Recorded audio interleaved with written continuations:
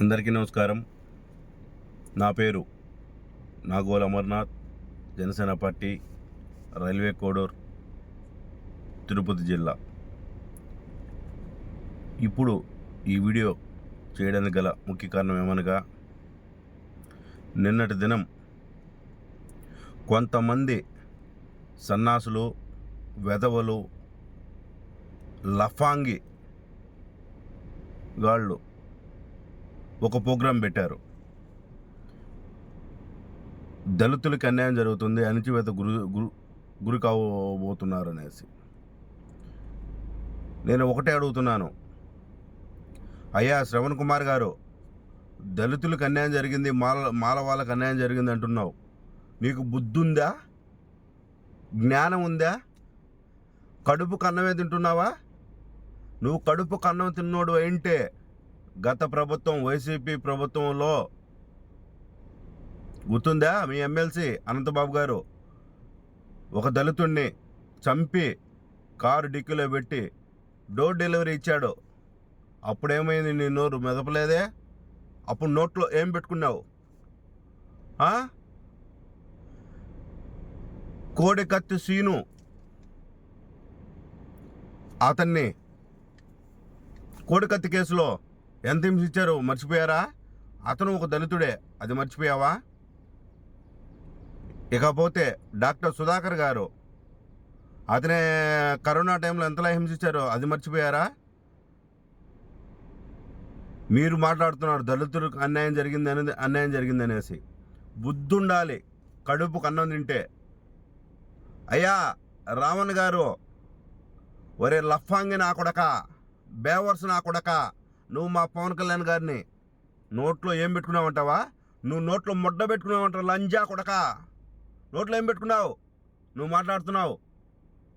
సనాతన ధర్మాన్ని ఆయన ఒక్కడేరా మాట కట్టుబడి నిలబడిన వ్యక్తి, ఏకైక వ్యక్తి పవన్ కళ్యాణ్ గారు.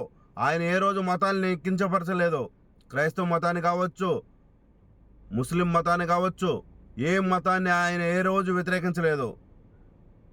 చూసుకో, నువ్వు అన్న వీడియో అన్నావు, అదే వీడియోలో చూసుకోరా లావుడే. మాకు మా అధినాయకుడు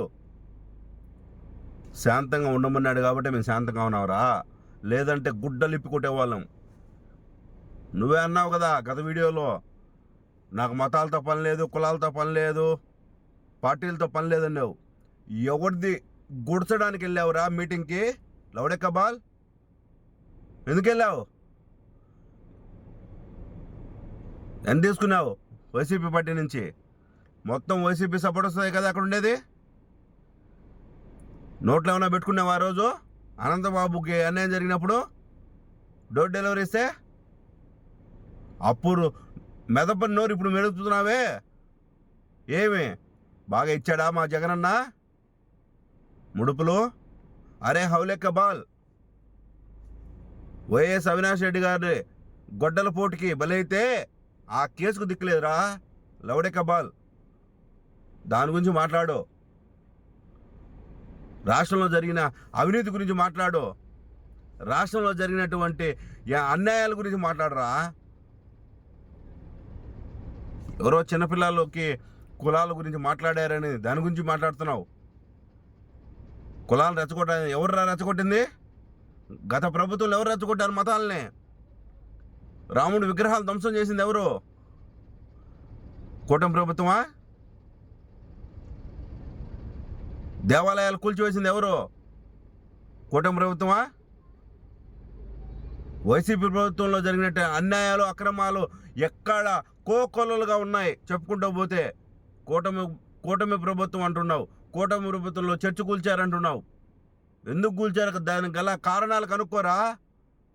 హౌలెక్క బాల్, ఊరికే మాట్లాడొద్దు. మేము శాంతంగా ఉన్నామనేసా? మా నాయకుడు మాకు నేర్పిన మర్యాద, గౌరవం కాబట్టి మీరు మర్యాదగా ఉండగలుగుతున్నారు. లేదంటే మీకు అన్నీ ఇప్పేసామురా, గుడ్డలతో కూడా ఇప్పేసి రోడ్లో పెట్టేవాళ్ళం. ఏంటి ఇంకో మాట అన్నాడు శ్రవణ్ కుమార్, పిఠాపురంలో మన రఘురామకృష్ణరాజు గారిది కోసి పెడతావా? అంత దమ్ము ధైర్యం నీకు నీ నాయకుడికి లేదురా. నువ్వేదో మాట్లాడుతున్నావు. సిగ్గు మానం ఉంటే ముందు ప్రజలకు ఎలా మేలు చేయాలో తెలుసుకోండిరా. మతాల మీద చిచ్చులు పెట్టద్దు, కులాల్ని రెచ్చగొట్టద్దు, సరేనా? అన్నదమ్ములా బతుకుతున్నాం. ఒక క్రైస్తవుడు, ఒక ముస్లిము, ఒక హిందూ, 3 మతాలు కలిస్తేనేరా మనం తిరుగుతున్నాము. మనం పాకిస్తాన్లో లేం, ఇండియాలో భారతదేశంలో ఉన్నాం. గుర్తుపెట్టుకో. గౌరవ్ నరేంద్ర మోడీ గారు కులాలు మతాలు లేకుండా అందరినీ కలిసిపోయి బతుకుదామని చెప్పేసి నినాదంతో ముందుకెళ్తున్నాడు రా. దేశాన్ని ఎక్కడికో తీసుకెళ్తున్నాడు ఆయన, ఉన్నత స్థానానికి. నీలాంటి లుచ్చ నా కొడుకుల వల్ల, మతాన్మాదుల వల్ల దేశం ఎందుకు పనికిరాకుండా పోతుంది? నీలాంటి వల్ల వాళ్ళ మీద వీళ్ళ మీద కాదురా, నీ మీద పెట్టాలరా కేసులు. నీ మీద పెట్టి నిన్ను ఉరిదీయాలరా ఫస్ట్, మతాలు రెచ్చగొడుతున్నందుకు. ఒకటే చెప్తున్నాం, ఇంకొకసారి గనక మా అధినాయకుడు పవన్ కళ్యాణ్ గారి గురించి తక్కువ చేస్తాం మాట్లాడితే, రావణ్ నీకు రావణ కాష్టమే.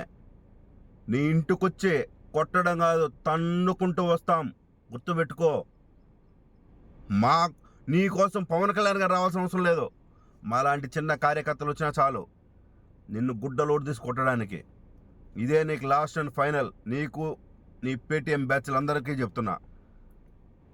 ముడుపులు అందాయి కదా, కూటమి ప్రభుత్వాన్ని తిడితే ఎంతలా ముడుపులు అందుతాయో అందాయి కదా, హ్యాపీయే కదా. ఓకే, మీరు హ్యాపీ అయితే అలాగే ఉండండి. ఇంతకు మించి చెలరేగారు, మేము చెలరేగామంటే మీరు తట్టుకోలేరు. దయవంచి కులాల్ని మతాల్ని రెచ్చగొట్టొద్దు. ఇలాగే మంచిగా ఉండాలని కోరుకుంటూ సెలవు తీసుకుంటున్నాను. ఇట్లు రైల్వే కోడ్ జనసేన పార్టీ తరఫున నాగోల్ అమర్నాథ్. ధన్యవాదములు.